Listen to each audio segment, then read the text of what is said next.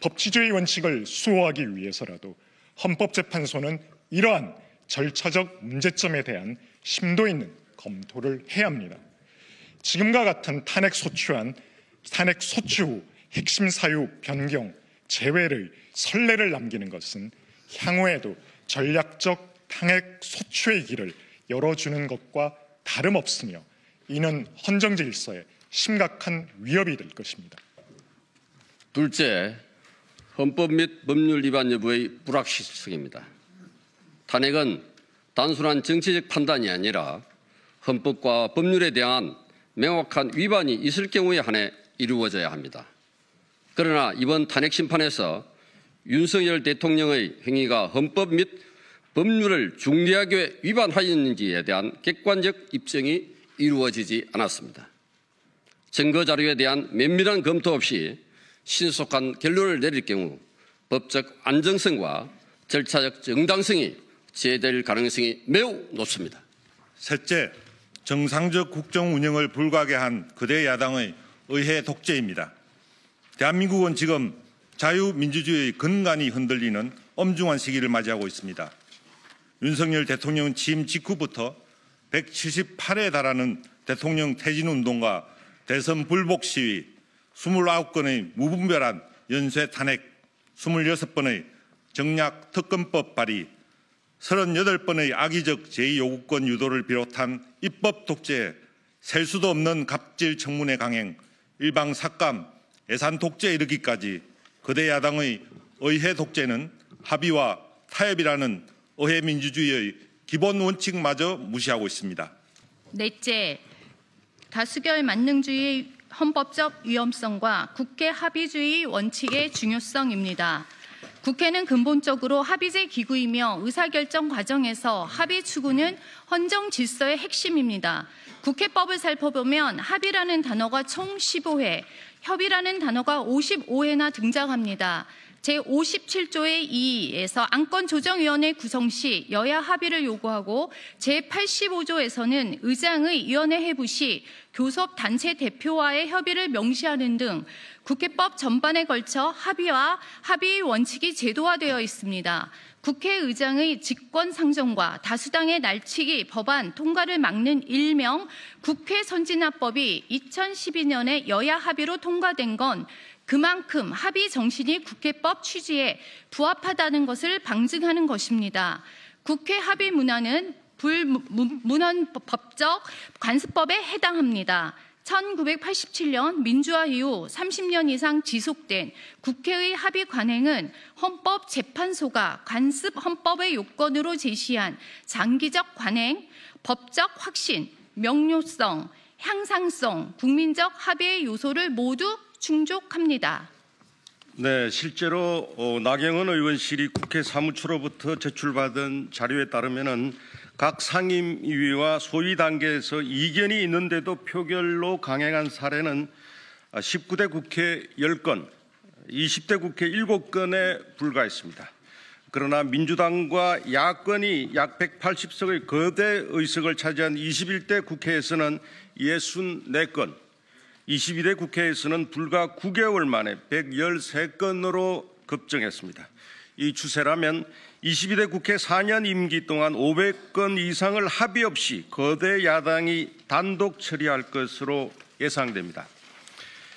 작금의 민주당 입법 폭주와 탄핵 시리즈는 법에 의한 민주적 지배가 아니라 법을 이용한 다수당의 사적 지배라고 해도 지나치지 않습니다. 이견과 우려가 있는 안건들을 단순히 숫자 구위만으로 곧바로 의결하는 것이 민주주의라면 대화와 타협, 합의와 협치가 왜 필요한 것이겠습니까? 지금과 같은 다수결 만능주의로 민주당이 대통령의 국정 운영을 방해하고 입법 독재와 줄탄핵, 특검과 정략악법으로 국정마비, 방탄국회 만행을 계속한다면 대통령이 헌법이 부여한 고유 권한을 행사하는 것 위에 어떤 방법으로 이를 막을 수 있다는 말입니까? 다섯째, 계엄선포권 행사의 통치행위성에 대한 헌법 전문가들의 견해입니다. 비상계엄 선포라는 극단적 조치에 대해 이견이 있을 수는 있으나 우리 헌법은 국가 원수이자 행정부 수반인 대통령에게 계엄 선포권을 부여하고 이에 대한 통제 권한을 국회에 부여하고 있습니다. 거대 야당의 무분별한 의회 독재 앞에서 대통령이 헌법이 부여한 권한을 행사하는 것 외에 다른 선택지가 있었는지 깊이 고민해 봐야 합니다. 최근 미국 연방대법원은 대통령의 직무행위에 대해 면책특권을 인정하면서 대통령이 잠재적 기소의 위험 아래에서 자신의 직무 수행을 주저하게 된다면 그것은 효과적인 정부 기능에 특별한 위험을 야기하는 것이라고 판시했습니다. 이러한 법리는 우리 헌법재판소가 이번 탄핵 심판을 심리함에 있어 깊이 고려해야 할 중요한 준거가 될 것입니다. 여섯째, 형사소송법 개정 취지와 증거 능력 문제입니다. 2020년 형사소송법 개정에 따라 피고인이 검찰에서 한 진술은 법정에서 본인이 동의하지 않으면 증거로 사용할 수 없도록 규정되어 있습니다. 또한 헌법재판소법 제40조 제1항에서는 탄핵 심판의 경우 형사소송에 관한 법령을 준용하도록 하고 있습니다. 그럼에도 불구하고 헌법재판소는 형소법 개정 이전에 2017년 박근혜 전 대통령 탄핵 재판을 인용하며 개정된 형사소송법의 취지를 충분히 고려하지 않은 채 검찰 진술을 광범위하게 증거로 채택해 왔습니다.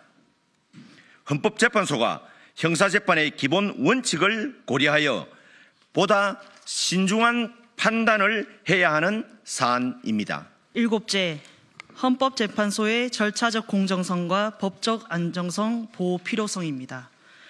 일반 형사재판에서도 피고인의 방어권이 보장되지 않으면 공정성을 인정받기 어렵습니다. 헌법재판소가 대통령 탄핵 심판이라는 역사적인 결정을 내리면서 방어권 보장을 소홀히 한다면 국민적 신뢰를 받기 어려울 것입니다. 국정의 안정과 법치주의 원칙을 고려할 때 헌법재판소는 성급한 결정보다는 충분한 증거 검토와 심리를 거쳐야 합니다. 여덟째, 재판관 구성의 중립성 문제와 인권위원회의 권고, 국제사회의 우려입니다. 현재 헌법재판소 재판관들의 과거 행적과 발언, 가족관계 등으로 인해 공정성에 대한 국민적 우려가 제기되고 있는 상황입니다. 이러한 상황에서 국가인권위원회에서도 탄핵 심판의 절차적 공정성이 보장되지 않는 점을 지적하며 대통령의 방어권이 침해되고 있음을 공식적으로 경고하였습니다. 이는 헌법적 기본권 보장에도 위배되는 사항으로 헌법재판소는 이를 충분히 고려해야 합니다. 더욱이 이번 탄핵 사태는 국제적 관심사로도 확대되고 있습니다. 지난 2월 21일 미국 보수정치행동회의 연례 행사에서 트럼프 1기 행정부의 모스탄 전 국무부 국제형사사법대사는 미국은 한국의 민주주의 위기 상황에 주목하고 한미동맹 차원에서 윤 대통령의 합법적 지위 회복을 지원해야 한다고 강조했습니다. 이는 이번 탄핵 심판이 한미동맹과 대한민국의 국제적 위상에도 중요한 영향을 미칠 수 있음을 시사합니다. 미국을 비롯한 국제사회에서도 대한민국의 이번 대통령 탄핵 심판을 엄중히 주시하고 있는 만큼 헌법재판소의 이번 결정은 그 어느 때보다 엄격한 법리적 검토와 절차적 정당성을 갖춰야 할 것입니다. 특히 국가 안보와 통상 등 국익이 걸린 중대한 시기에 헌법재판소의 판단은 국민 통합과 사회 안정에 지대한 영향을 미칠 것입니다. 따라서 충분한 심리와 증거 검토를 통해 헌법과 법률에 충실한 공정한 판단이 이루어져야 합니다. 아홉째, 다수 공직자 탄핵 소추의 우선 심리 필요성, 국정 공백과 외교 마비 상태의 심각성입니다. 현재 한덕수 국무총리, 박성재 법무부 장관, 최재해 감사원장을 비롯한 다수 공직자들에 대한 탄핵 소추가 헌법재판소에 계류되어 있습니다. 이는 국가 행정체계의 근간을 흔드는 중대한 사태이며 대외 신인도에도 심각한 타격을 주고 있습니다. 특히 한덕수 국무총리의 탄핵 소추로 인한 직무정지는 국가 정상외교의 완전한 마비를 초래하고 있습니다. 트럼프 2기, 미국의 관세 부과 위협과 글로벌 통상 전쟁이 격화되는 엄중한 시기에 한덕수 대통령 권한대행 총리마저 직무를 수행할 수 없는 상황은 국익에 심각한 손실을 야기하고 있습니다. 최상목 대통령 권한대행이 대통령, 총리, 경제부총리, 중앙재난안전대책본부장까지 1인 4역을 하고 있지만 아직까지 주요국 정상들과의 전화통화도 어려운 상황으로 우리나라의 핵심 이익이 걸린 통상협상에서 제대로 된 대응을 할 수 없는 실정입니다. 따라서 헌법재판소는 대통령 탄핵소추 심리의 전제가 되는 한덕수 국무총리를 비롯한 다른 공직자들에 대한 탄핵소추를 우선적으로 심리하여 국정 공백을 최소화하는 방향으로 판단함으로써 국민 피해를 최소화하고 법치주의를 바로 세워야 합니다. 특히 국가 외교 역량의 핵심인 총리의 탄핵 심판은 더욱 시급히 처리돼야 하며 이를 통해 고조되는 통상 위기에 대한 정상급 외교 대응이 가능하도록 해야 할 것입니다. 열째, 조급한 결론이 초래할 국론 분열과 불복 사태에 대한 우려입니다. 탄핵 심판은 대한민국 헌정 질서에 지대한 영향을 미치는 사안입니다. 따라서 절차적 정당성과 국민적 신뢰가 무엇보다 중요합니다. 그렇게 헌법재판소의 결정에는 사소한 흠결도 있어서는 안 됩니다. 헌법과 법률을 초월해 이루어져서도 안 됩니다. 지금과 같이 헌법적, 법적 이견이 있고 법적, 절차적 흠결이 제기되는 상황에서 성급한 결론은 심각한 국론 분열과 대규모 불복운동으로 이어질 수 있습니다.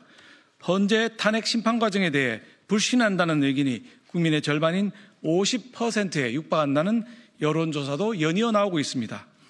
탄핵 심판이 절차적으로 충분한 검토와 공정한 심리를 거치지 않을 경우 사회적 신뢰를 확보하기 어려울 것입니다.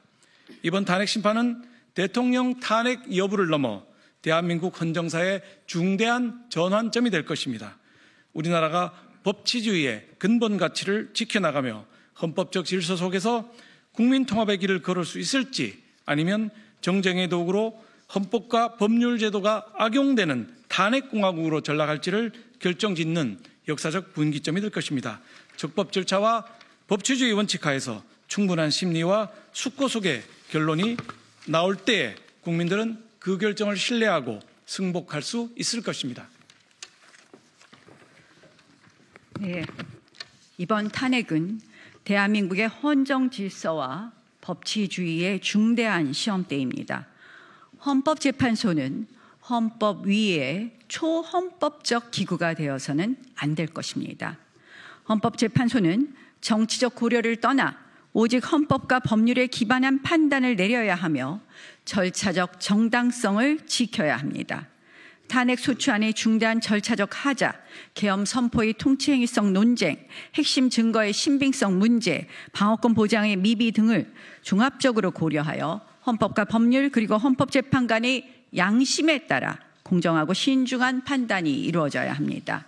이에 헌법재판소가 탄핵소추의 모든 쟁점을 헌법과 법률에 따라 공정하게 평의하여 우리 사회의 헌정 질서와 사회 안정 그리고 국민 통합에 기여하는 현명한 판단을 내려주실 것을 간절히 탄원합니다.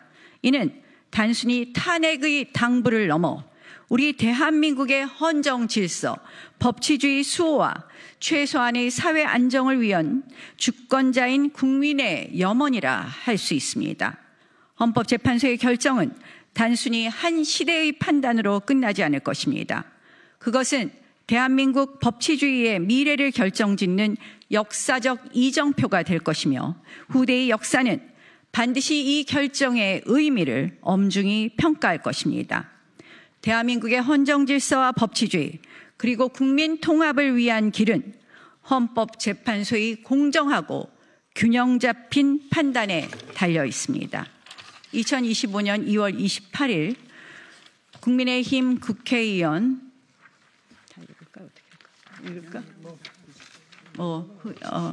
나경원 외 75인 1동.